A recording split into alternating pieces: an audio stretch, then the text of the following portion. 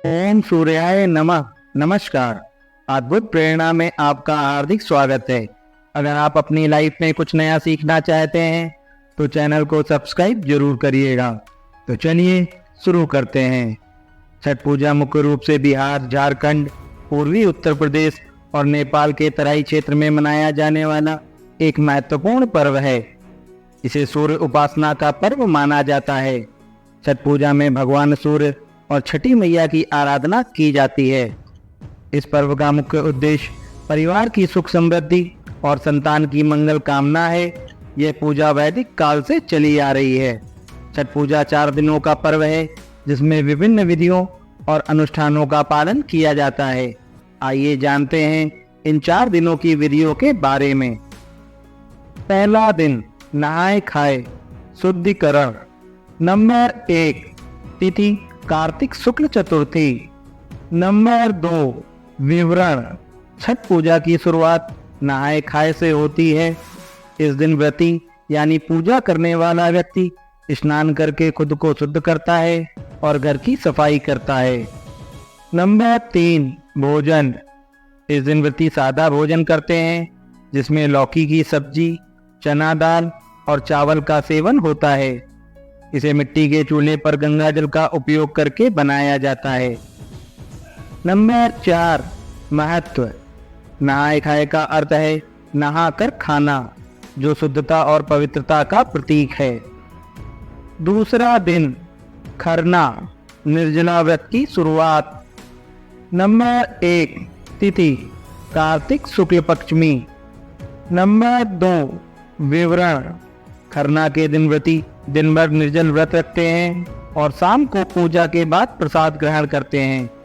इस दिन का प्रसाद खास होता है और इसमें गुड़ की खीर, चावल और रोटी का भोग लगता है। नंबर 3 विधि। स्नान करके साफ कपड़े पहने जाते हैं। पूजा के बाद प्रसाद बनाया जाता है जिसे प्रसाद ग्रहण करने से पहले देवताओं को अर्पित किया जाता है।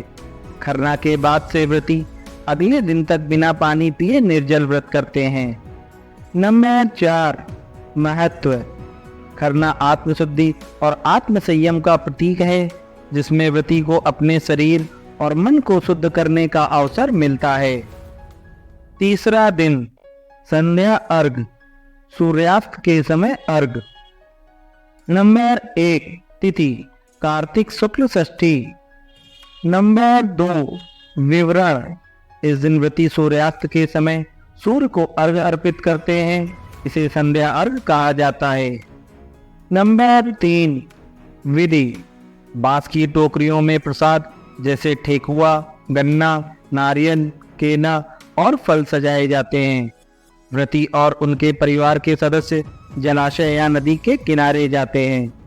सूर्यास्त के समय व्रती पानी में खड़े होकर दूध और जल से सूर्यदेव को अर्घ अर्पित करते हैं। इसके साथ ही सूर्य भगवान की स्तुति और गीत गाए जाते हैं। नंबर 4 महत्व।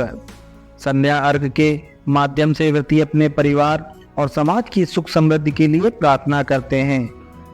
सूर्य की उपासना से जीवन में सकारात्मकता और ऊर्जा आती है। चौथा दिन उषा अर्घ, उगते हुए सूर्य को अर्घ। नंबर 1 तिथि कार्तिक शुक्ल सप्तमी। नंबर 2 विवरण।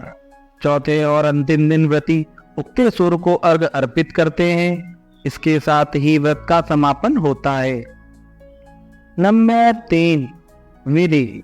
बांस की टोकरियों में पुनः प्रसाद सजाया जाता है और व्रती उगते सूर्य को अर्घ देने के लिए जलाशय या नदी के किनारे जाते हैं। पानी में खड़े होकर व्रती दूध और जल से उगते हुए सूर्य को अर्घ देते हैं और सूर्य की आराधना करते हैं। अर्घ अर्पित करने के बाद प्रसाद का वितरण होता है और व्रती पारण करते हैं यानी भोजन ग्रहण करते हैं। नंबर 4 महत्व। उगते सूर्य को अर्घ देना एक नई शुरुआत और नव चेतना का प्रतीक है। यह जीवन में नई ऊर्जा और उत्साह लाता है। छठ पूजा के अन्य महत्वपूर्ण अनुष्ठान और नियम। नंबर 1 प्रसाद का महत्व। छठ पूजा के प्रसाद में ठेकुआ, गन्ना, नारियल, केला और फल शामिल होते हैं। इन्हें शुद्धता के साथ मिट्टी के चूल्हे पर गंगा जल का उपयोग करके बनाया जाता है। नंबर 2, निर्जल व्रत। खरना के बाद से व्रती बिना जल और अन्न ग्रहण किए व्रत रखते हैं, जो बहुत कठिन होता है। नंबर 3, शुद्धता और पवित्रता। व्रत के दौरान व्रती को पूर्ण शुद्धता का पालन करना होता है। उन्हें ना तो काले कपड़े पहनने चाहिए और ना ही किसी प्रकार का तामसिक भोजन करना चाहिए। नंबर 4, बांस की टोकरी। प्रसाद बांस की टोकरी में रखा जाता है, जो प्रकृति से जुड़े रहने का प्रतीक है और यह माना जाता है कि इससे प्रसाद में पवित्रता बनी रहती है। नंबर 5, मंत्र और छठी मैया की स्तुति। छठ पूजा में खास मंत्र और गीत गाए जाते हैं, जो छठी मैया और सूर्यदेव की आराधना में उपयोग होते हैं। छठ पूजा के पीछे का वैज्ञानिक और आध्यात्मिक कारण। छठ पूजा का वैज्ञानिक कारण भी है। सूर्य को अर्घ देने से शरीर में प्रतिरोधक क्षमता बढ़ती है।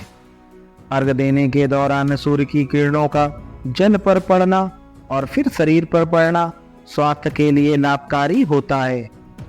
इसे मानसिक और शारीरिक शुद्धि के लिए भी आवश्यक माना गया है। निष्कर्ष, छठ पूजा का 4 दिनों का यह अनुष्ठान समर्पण, श्रद्धा और आत्म संयम का प्रतीक है।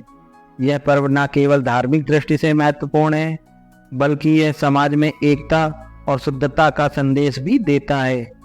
इस पर्व के दौरान हर व्यक्ति अपने परिवार और समाज के लिए मंगल कामना करता है और यह पर्व हमें प्रकृति के साथ जुड़ने का भी एक अवसर प्रदान करता है। मुझे आशा है कि यह जानकारी आपके लिए उपयोगी साबित हुई होगी।